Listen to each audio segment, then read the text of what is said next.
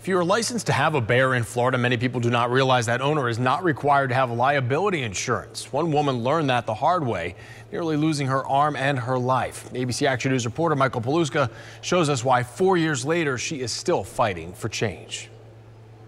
January 23rd, 2015. That day is seared into Gina Riggs's memory, her arm a constant reminder of an encounter with a bear named Abner. Ultimately, there's really nothing here but the bone. Riggs says the sanctuary owner took her back to feed Abner when it attacked through the fence. And very hard to get it back out because he had ripped all of my skin. For the past 4 years, Riggs says no one took her seriously. She learned the facility didn't have liability insurance, and the state allows people applying for captive wildlife licenses to choose between $2 million in insurance or a $10,000 bond. We could be looking at potentially changing. I spoke to FWC Major Rob Baton at a public forum about possible changes to captive wildlife licenses a few days ago. Baton says Riggs's case came up.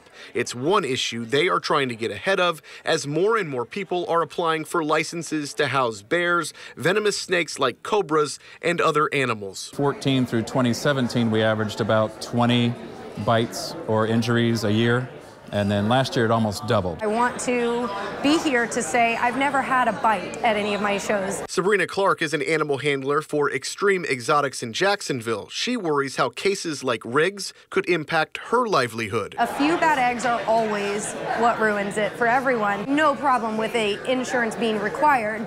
I have a problem with regulations being changed because of unlicensed individuals. Riggs just wants more regulations on license holders and mandatory insurance based on the type of animal you own. What if a child was next?